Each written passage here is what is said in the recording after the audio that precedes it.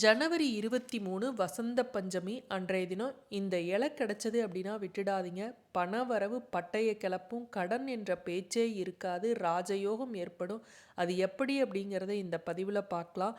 வசந்த பஞ்சமி அப்படின்னா தை மாசத்துல வரக்கூடிய வளர்பிறை பஞ்சமியை தான் வசந்த பஞ்சமி அப்படிம்பாங்க. இந்த நாளில் சரஸ்வதி தேவியை முக்கியமாக நம்ம வழிபட வேண்டும் அப்படின்னு சொல்லுவாங்க. அது மட்டும் இல்லை, அன்றைய தினம் மஞ்சள் நிற ஆடைகளை நம்ம அணிந்து மகாலட்சுமி தாயாரையும் வணங்க வேண்டும். மஞ்சள் நிற ஆடைன்னு ஏன் சொல்கிறேன் அப்படின்னா, பெருமாளுக்குரிய வஸ்திரம் அப்படின்னா அது மகாலட்சுமி தாயாருக்கும் உரியதல்லவா. ஏற்கனவே பல பதிவுகளில் நான் சொல்லியிருக்கேன். சபீத வஸ்திரம் சரசீரு கேக்ஷணம் அப்படின்னு உங்களுக்கு விஷ்ணு சகஸ்ரநாமத்தில் வரும். மஞ்சள் நிற பட்டாடை உடுத்தியவரே அப்படின்னு வரும்.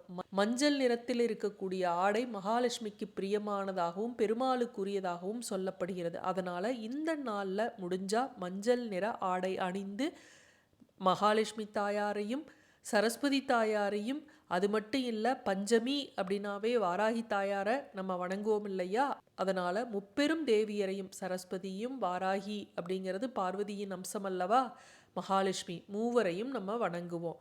இந்த வசந்த பஞ்சமி நாளில் குழந்தைங்களோட கல்வி, அறிவு, ஞானம் இதெல்லாம் பெருகணும் அப்படின்னு நம்ம வீட்டில் சரஸ்வதி தாயாரோட ஃபோட்டோவோ சிலையோ இருக்குது அப்படின்னா, எப்படி நம்ம சரஸ்வதி பூஜைக்கு நம்ம அந்த படத்தை தொடச்சிட்டு சுத்தம் செய்து பூ பொட்டெல்லாம் வச்சு அலங்காரம் பண்ணுவோமோ அதே போல் செஞ்சு குழந்தைங்களோட நோட்டு, பேனா, பென்சில் இதெல்லாம் பூஜை அறையில் வச்சு நீங்கள் நெய்வேத்தியமாக ஏதாவது வச்சு கற்பூரம் காட்டி அதற்கு பிறகு குழந்தைங்க கையில் இந்த பேனா, பென்சில் இதெல்லாம் கொடுத்தீங்க அப்படின்னா கல்வி, ஞானம் இதெல்லாம் பெருகும்.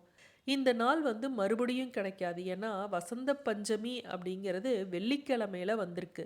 பொதுவாக வெள்ளிக்கிழமையில மகாலட்சுமி தாயாருக்கு உரிய நாளாக நம்ம சொல்லுவோம். அது மட்டும் இல்லை, வாராகி தாயாருக்கு ஞாயிறு, செவ்வாய், வெள்ளிக்கிழமை உகந்த நாள். இப்படி முப்பெரும் தேவியருக்கு உகந்த நாளில் இந்த வசந்த பஞ்சமி வந்திருக்கிறதுனால ஏற்கனவே இந்த பரிகாரத்தை நீங்கள் செஞ்சிருந்தாலும் இந்த பரிகாரத்தை இந்த நேரத்தில் இப்படி செய்யுங்க. ஜனவரி 23 பார்த்தீங்கன்னா வசந்த பஞ்சமி, ஸ்ரீ பஞ்சமி அப்படின்னு சொல்லக்கூடிய பஞ்சமி. ஸ்ரீ பஞ்சமி அப்படின்னு சொல்லுவதில் ஸ்ரீ அப்படிங்கிறது மகாலட்சுமியை குறிக்கக்கூடியது. அன்றைய தினம் பஞ்சமி திதி எப்போ ஆரம்பிக்குது அப்படிங்கிறத தெரிஞ்சுக்கலாம். அன்றைய தினம் அதிகாலை 2 மணி வரையும் சதுர்த்தி திதி, அதற்கு பிறகு பஞ்சமி திதி ஆரம்பிக்குது. அடுத்த நாள் 24 காலையில் அதிகாலை 12:51 வரையும் பஞ்சமி திதி. அப்போ 23 முழுவதுமாக பஞ்சமி திதி இருக்குது. ராவுகாலம் காலையில் 10 to 12, யமகண்டம் காலையில் 3 to 4:30. நான் ஒரு குறிப்பிட்ட நேரம் சொல்கிறேன். அந்த நேரம் உங்களால் செய்ய முடியல அப்படின்னா இந்த ராவுகாலத்தையும் யமகண்டத்தையும் தவிர்த்து விட்டு நீங்கள் எப்போ வேண்டுமானாலும் இந்த பரிகாரத்தை செய்யலாம். இந்த இலை எல்லாருக்குமே ஈஸியாக கிடைக்கக்கூடிய இலை தான், கற்பூரவள்ளி இலை. இது தனவசிய மூலிகை அப்படின்னு சொல்லுவாங்க. சில மூலிகைகள்லாம் பார்த்தீங்கன்னா அது இருக்கக்கூடிய இடம் ஃபுல்லாக ஒரு நறுமணம் வீசும். அந்த மூலிகை எல்லாமே பார்த்திங்கன்னா மகாலட்சுமி கடாட்சம் உடையது. நம்ம வீட்டில் இருக்கக்கூடிய எதிர்மறை எண்ணங்கள், தீய சக்தி இதெல்லாம் போக்கக்கூடிய சக்தி அந்த இலைகளுக்கெல்லாம் இருக்கும். ஆனால் எந்த மூலிகையை நீங்கள் பறித்தாலும் அந்த மூலிகையை சாயந்தரம் 5 மணிக்கு மேலே பறிக்கக்கூடாது.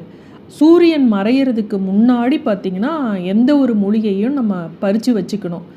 இந்த பஞ்சமி திதி செய்ய போகிறீங்க அப்படின்னா மொதல் நாளே நீங்கள் இந்த மூலிகையை பறித்து வச்சுக்குங்க. இந்த மூலிகையை பறிக்கும்போது நம்ம எப்போவுமே மூலிகையிட்ட மனதார மன்னிப்பு கேட்டுவிட்டு, என்னுடைய தேவைக்காக உன்னை பறிக்கிறேன், என்னை மன்னிச்சிரு, சர்வதோஷம் நசி நசி அப்படின்னு தான் மூலிகையெல்லாம் நம்ம பறிக்கணும். தீட்டு காலத்தில் மூலிகையெல்லாம் தொடக்கூடாது. இந்த மாதிரி மூலிகையை கண்டிப்பாக தொடக்கூடாது. சாதாரணமாக இருக்கக்கூடிய செடிகள்கிட்ட பேசினாவே அந்த செடிகளுக்கு கேட்கும் அப்படிம்பாங்க. இந்த மாதிரி மூலிகை செடிகளை நம்ம தொட்டு அதனிடம் நம்மளுடைய வேண்டுதலை சொல்லும்போது நம்மளுடைய வேண்டுதல் பலிக்கும், மன அமைதி கிடைக்கும் அப்படின்னு சொல்லுவாங்க. இந்த பிரபஞ்சம் சில தாவரங்கள் மூலமாக, அதாவது மூலிகைகள் மூலமாக நமக்கு வேண்டிய வரத்தை கொடுக்கும் அப்படின்னு சித்தர்களும் முனிவர்களும் சொல்லியிருக்காங்க. இந்த பஞ்சமியில் பல பஞ்சமி இருக்குது. கருட பஞ்சமி, நாக பஞ்சமி, தனிஷ்டா பஞ்சமின்னு ஏற்கனவே கூட நான் சொல்லியிருக்கேன். மாதம் மாதம் 2 பஞ்சமி வரும். வளர்பிறை பஞ்சமி, தேய்பிறை பஞ்சமின்னு. இந்த வளர்பிறை பஞ்சமியில் திருமண தடை இருக்குது அப்படின்னா அதை நிவர்த்தி செய்வதற்காக, குழந்தை பாக்கியத்துக்காக, வீடு மனை வாங்குவதற்காக, இந்த மாதிரி விஷயங்களுக்காக செய்யலாம். பொதுவாக பஞ்சமி திதியில் நீங்கள் எந்த வேண்டுதல் எதுக்கு வச்சிங்கனாலுமே அது பலிக்கும். இருந்தாலும் குறிப்பிட்டு சொல்லணும் அப்படின்னா இதை சொல்லலாம். பஞ்சமி அப்படின்னாவே 5 அப்படிங்கிற எண்ணை குறிக்கக்கூடியது.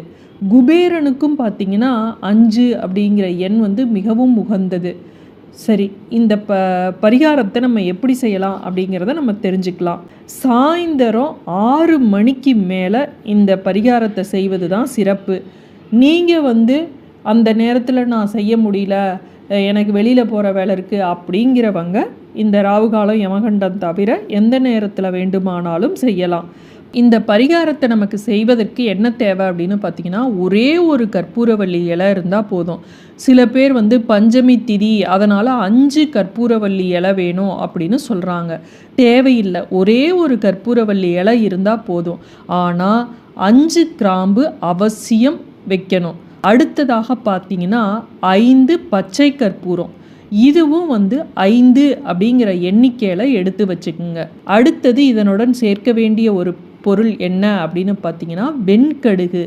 இந்த வெண்கடுகு அப்படிங்கிறது தாந்திரிக பரிகாரங்களில் அவ்வளவு முக்கியமானதாக சொல்லப்படுகிறது. வீட்டில் இருக்கக்கூடிய எதிர்மறை சக்திகளை போக்கி நேர்மறை சக்தியை வீட்டில் பெருக செய்வது அப்படின்னா இந்த வெண்கடுகுக்கு நிகர் எதுவுமே இல்லைன்னு சொல்லலாம். இந்த வெண்கடுகு இதுவும் எண்ணி 5 வெண்கடுகு இருந்தால் போதும். இப்போ என்ன செய்யணும், ஒரு பித்தளை தட்டு எடுத்துக்குங்க. இல்லை அப்படின்னா ஒரு மண் அகல் விளக்கு கொஞ்சம் பெருசாக இருக்கிற மாதிரி எடுத்து வச்சுக்குங்க.